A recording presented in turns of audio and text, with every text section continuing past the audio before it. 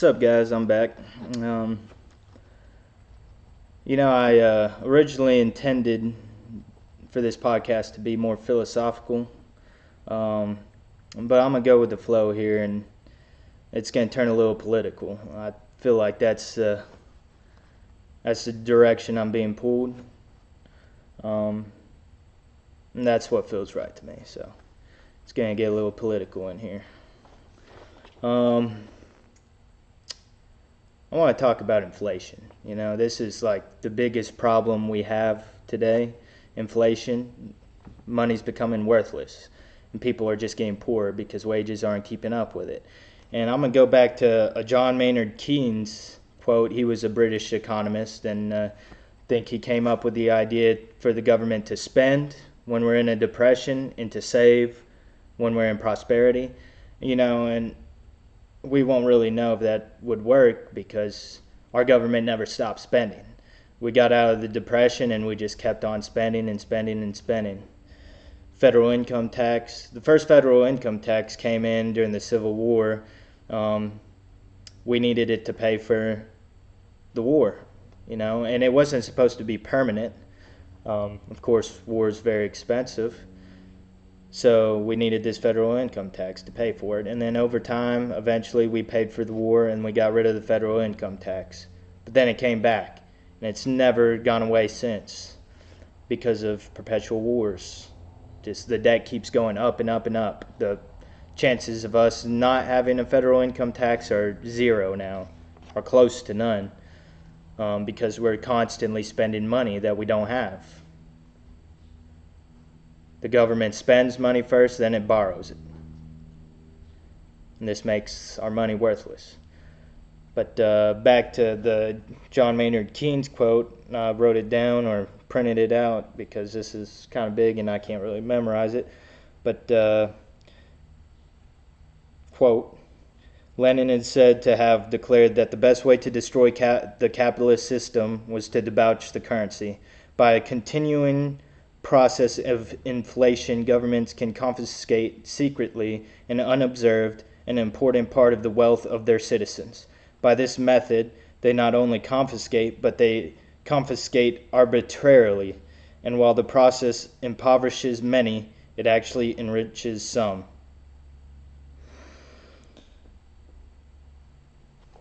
Think about that. That has never been more true than now, All my friends are broke. It's not their fault. The old timers, they like to say, pick yourself up by the bootstraps. And if you really start to think about this saying, it's a fallacy. Have you ever tried to pick yourself up by the bootstraps? It's impossible. Try it. The system's rigged, it's going to take a collective effort to reverse things that are going on. I really thought Trump was going to come in and save the day, but I was wrong. That big, beautiful bill he passed, another, $2 trillion in debt? There's no hope of paying it off. It's just getting bigger and bigger. The money continues to become more and more worthless. The Epstein client list, before they were going to release it, and it was on Pam Bondi's desk, now it doesn't exist. Turns out, Ghislaine Maxwell is innocent. They were trafficking children to nobody. The American people aren't buying this bullshit, But poverty. I mentioned Robert Kennedy's book in the last video, but in it also talks about the economy in 2020. In 2020, there was the biggest transfer of wealth in human history. American workers lost $3.9 trillion. American billionaires gained $3.7 billion. Trillion, not billion, trillion. And 8 million Americans fell below the poverty line. In 2023, 11.1% of Americans were below the poverty line. In 2024, corporations spent $4.44 billion in lobbying. Now, if you're not aware of what lobbying is, it's just bribing with extra steps and rules, political donations. The system's rigged. If I wanted to go run, or if some normal American citizen wanted to go run, you need money for it. It's not cheap. It costs millions of dollars. Where are you going to get this money? Corporations, super PACs. And how do you get this money? I scratch your back, you scratch mine. I give you this money, you're going to put through policies that I favor. $4.44 billion is a lot of money. And these corporations expect something in return. It's not just free. Insider trading. I think Nancy Pelosi's husband is the greatest stock trader of all time. I wonder why, Maybe he knows something we don't. It's kind of funny. A lot of people actually watch these politicians' stock trades and try to mirror it, and do the same trading. They caught on to it. Insider trading is supposed to be illegal, but they found a way to get around it. If my husband decides to invest some money in these stocks, it's my husband. He makes his own choices, I don't know where he got all this information on why to invest in these stocks. I don't know. What are you going to do about it? Basically. COVID is a sore subject. We were so ready to give up all of our freedoms for a little safety. You got all these guys that have all these guns and stuff, and they're saying, the government comes and tries to take my rights, they're going to have another thing coming. What happened? Your right to assembly, your right to religion, gone. What happened? Your balls drop off? I know why you gave up your freedoms. You were scared. And that's what the ruling class depends on. They rule by fear. Benjamin Franklin said, whoever sacrifices liberty for security deserves neither. We're scared. 9/11 happened. We gave up our Fourth Amendment right for what? Security? Even though the CIA failed our country by allowing that to happen? Well, we give them more money so that they can spy on us now? Maybe an unpopular opinion, but I believe Snowden was an American hero. He stood up. He actually fulfilled his vow to protect the Constitution when he saw what fucked up shit our government was doing, spying on its own citizens. These FISA warrants.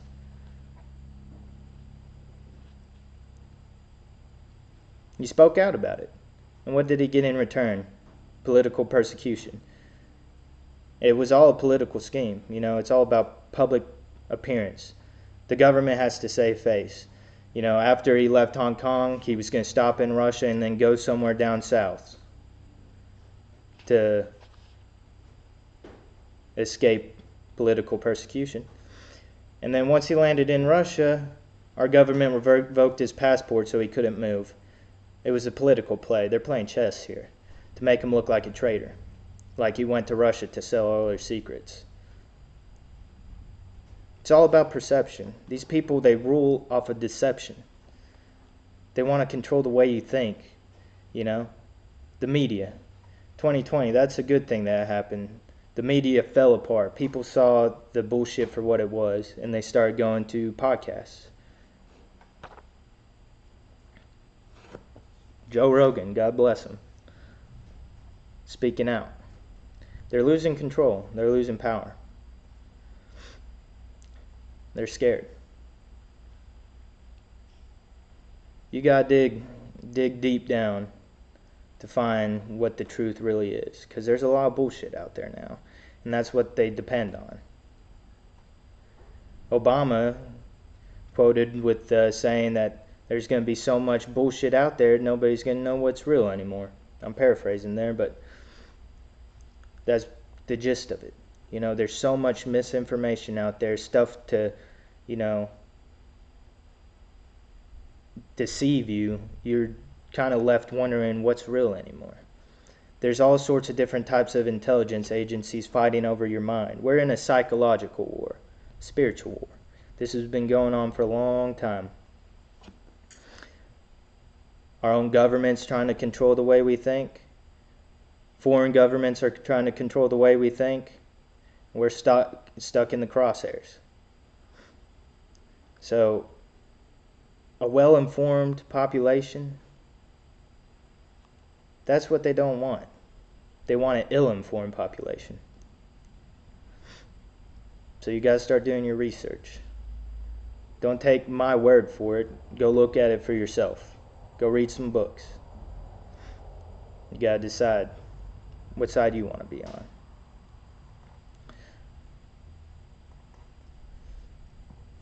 Now,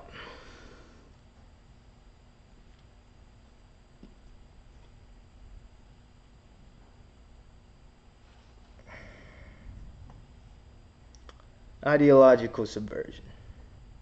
We talked about the spiritual and psychological war we're going through. We've been going through this for a long time. Ideological subversion is the highest form of warfare. Yuri Bezmenov, he was a Soviet defector. He came here to the United States to escape communism, and he's the one who told us about ideological subversion. A war where not a single bullet has to be fired. A nation will tear itself apart from within, and then whoever can put its mock government at the top to control everybody. It had 4 stages. He explained it. Demoralization, destabilization, crisis, and normalization. We've seen the first 2. Demoralization. Our population is demoralized. We're fighting each other.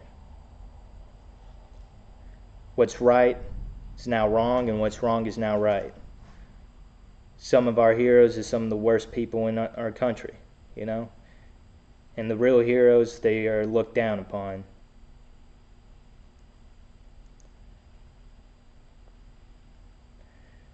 Destabilization. We're really seeing that now. America's polarized. Red and blue. Over stupid little issues, that don't really matter. We gotta be talking about the real stuff that matters. The poverty. People getting poorer. Why is it so hard to buy a house now? Back in the 50s, a family, the man could work by himself. His wife didn't have to go to work. He could provide for the family. He could pay the mortgage.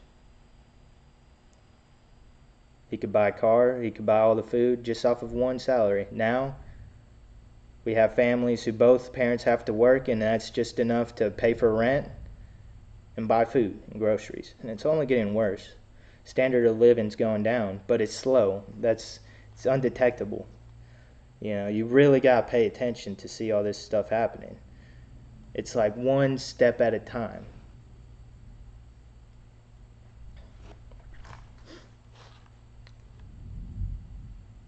So what are we going to do about it? I don't know. There has to be pressure. First, you got to become informed. Start doing your own research. Figure out what's going on. It doesn't take a genius to realize something ain't right here. Something ain't right. Figure it out.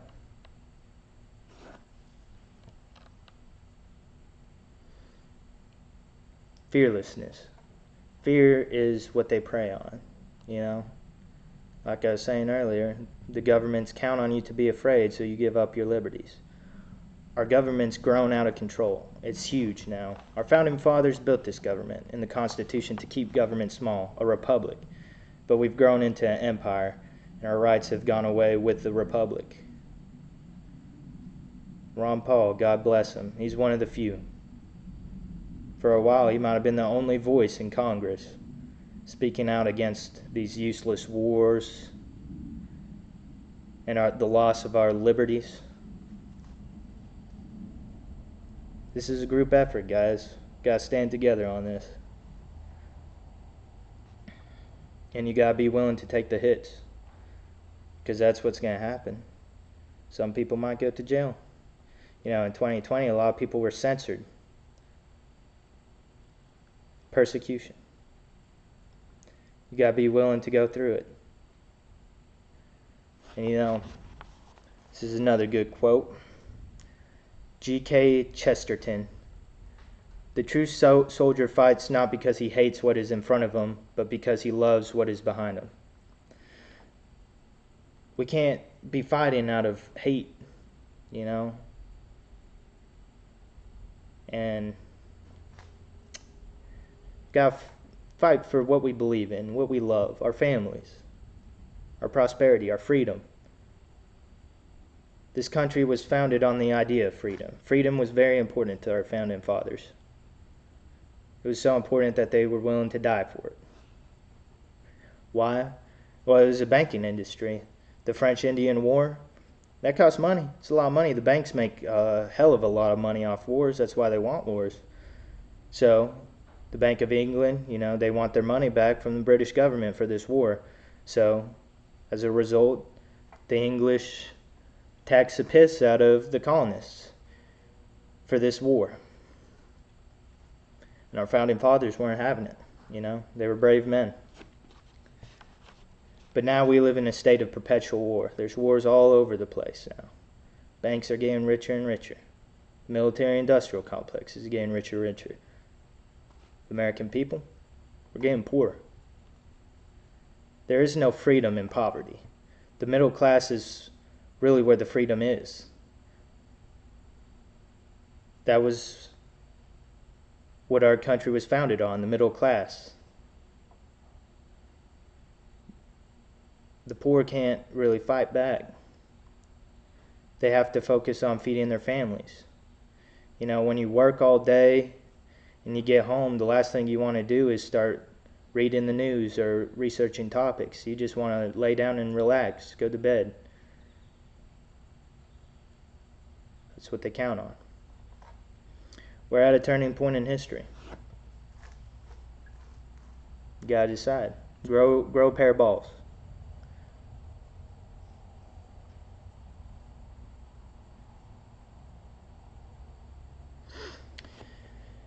And I'm gonna end this video off on a good note. You know, I'm not calling for a revolution here. I'm not calling for you to go and shoot up any place or kill anybody. Okay? I'm calling for you to be informed and to stand ready if push does come to shove. You know, instead of cowering down, stand up. But be patient. But Jesus said, love your enemies and pray for those who persecute you. Now, think about that. Why? Why should we love our enemies? Why should we pray for those who persecute us? If you really think about it, if you were put in their shoes, you'd probably be doing the same thing. They didn't choose to be evil. They weren't born evil. They didn't just wake up one day and decide, hey, I'm going to be a piece of shit. You know, it just gradually happens. You're a product of your environment and your genes, nature and nurture. But these people don't know any better. They're ignorant. You know, they've become a slave to their pride and greed. So we got to forgive them and offer them a chance of redemption if need be. Do not judge, or you too will be judged. And with the same measure you judge, it will be measured to you. Think about that too. Same principle. These people didn't choose to be evil. That's just how things happen. There can't be good without evil. It's yin and yang, you know? You don't really understand how much something means to you until you lose it. We wouldn't really know what was good unless there was something bad to put it in perspective. Gotta think of these things. But we're not going to be fighting for hate or out of hate. We're going to be fighting out of love to protect what means most to us. Freedom, liberty, our families. Don't forget about that.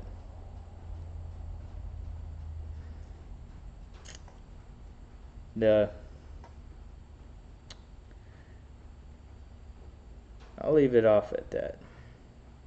I think that was pretty good. But once again, stay dangerous, guys, and be good.